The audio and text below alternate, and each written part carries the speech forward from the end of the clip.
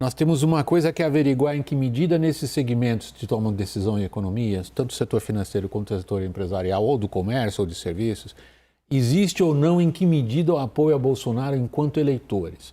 Como instituição, a gente está vendo uma cisânia. Agora, há um pedido feito pelo Bolsonaro hoje, claramente de política eleitoral, aos banqueiros. Eu queria passar essa frase do Bolsonaro, o que ele pediu para os bancos fazerem, em termos de empréstimo consignado em cima do benefício de prestação continuada e do Auxílio Brasil. Vamos conferir primeiro, a gente vem para a análise. Como faço um apelo para vocês agora, vai entrar o pessoal do BPC, no empréstimo consignado, isso é garantia, desconto em folha, se vocês puderem reduzir o máximo possível, que ainda estamos atravessando, estamos no final da turbulência. Bom, atrevido ele é, porque ele está dizendo para os banqueiros o seguinte, por favor, deem empréstimo consignado em cima do Auxílio Brasil, esse de R$600 que eu vou começar a pagar inclusive nessa terça-feira, e você pode me ajudar muito se você der empréstimo consignado a ele. O que os banqueiros estarão achando disso? Que eles estão sendo puxados para o principal instrumento agora de melhoria da situação do Bolsonaro nas pesquisas, Caio. Não, a gente tem que ver que é um presidente em campanha à reeleição, com dificuldades de se reeleger, muito embora as pesquisas mais recentes apontam um repique dele para cima, mas ele está em campanha. Ele foi lá em campanha e ele sabe que, a partir dos banqueiros, os banqueiros têm instrumentos que possam fazê-lo, Bolsonaro, subir onde ele tem mais dificuldade, que é na população de até 2 salários mínimos, até 5 salários mínimos, que é justamente quem mais recebe ali crédito, o Auxílio Brasil e possibilidade de crédito consignado. Ele foi pedir ajuda, basicamente. É isso, a leitura política é essa. Eu vejo de uma outra forma.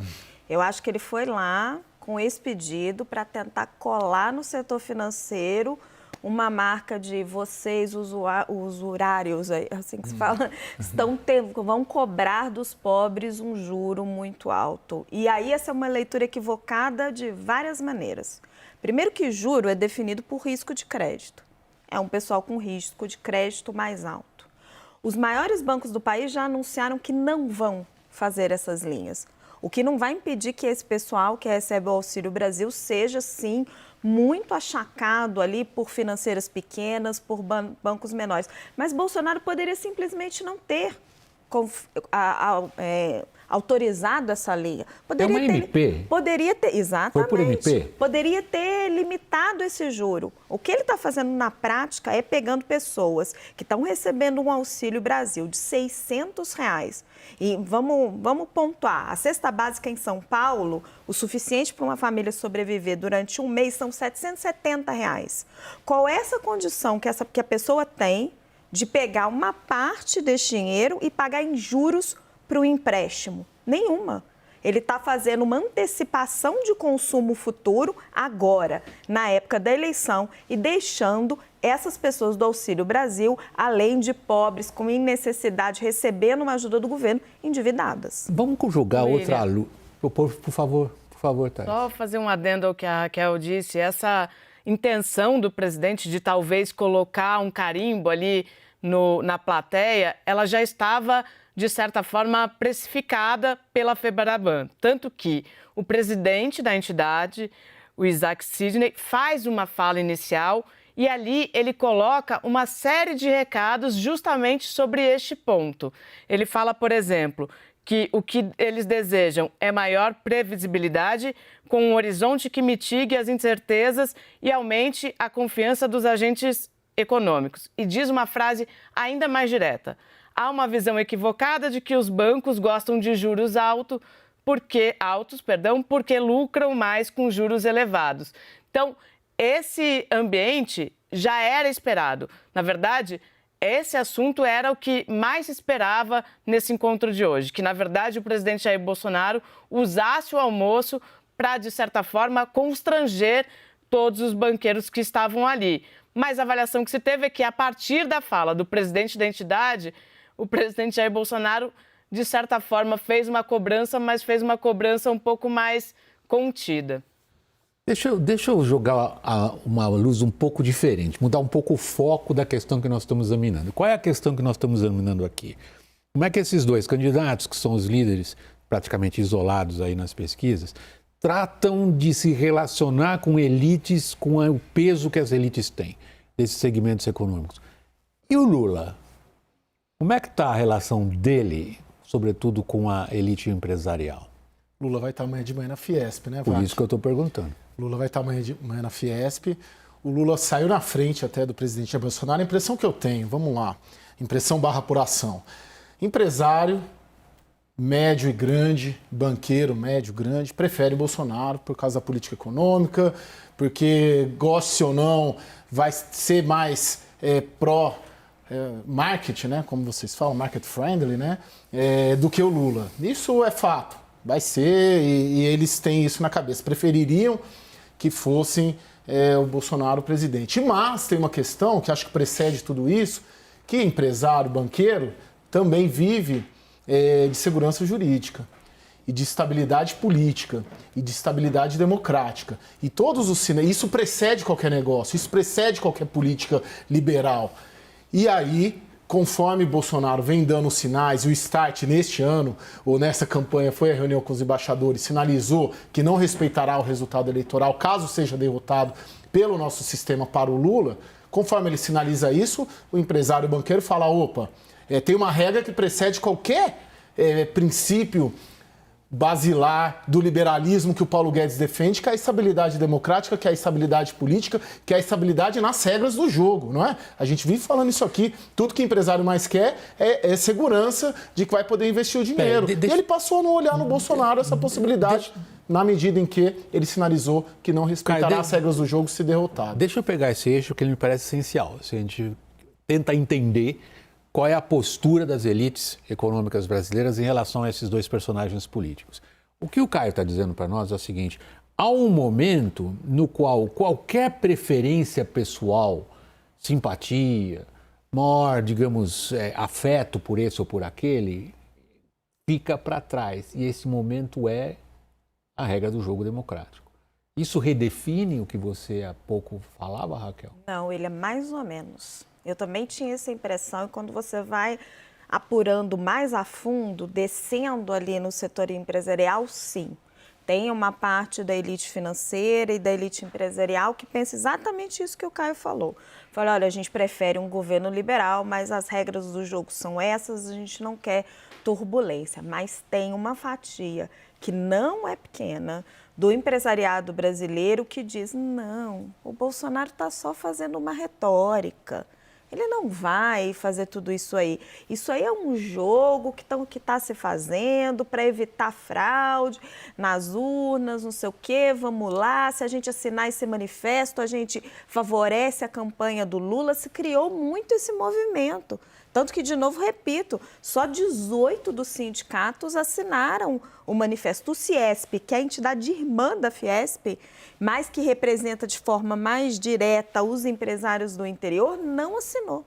Então, muita gente com quem eu conversei teve essa percepção, não, estão querendo jogar essa pecha de antidemocrata no Bolsonaro para favorecer o Lula. É verdade. Existe essa percepção dentro do empresariado. Não estou falando que eu concordo com ela, estou falando que ela existe. Não, eu sei, você está trazendo uma descrição do comportamento e da, digamos, da consciência política de segmentos tão relevantes como são esses, como a gente disse no começo desse programa, pela capacidade de difusão de ideias, pela capacidade de tomar, através do exemplo, decisões que depois permeiam para o restante da sociedade. As pessoas gostam ou não de se falar de elites. Elites existem em boa medida para isso. Agora, não sei se a gente consegue desempatar essa questão, que ela está no seguinte ponto agora, Raquel. São elites que respeitam princípios ou são elites apegadas às suas conveniências? Aí é que está a questão grave para a gente saber. Em que medida Bolsonaro, apesar dos pesares, continua contando com significativo apoio de camadas que tomam decisões e influenciam decisões no combate eleitoral. Thaís?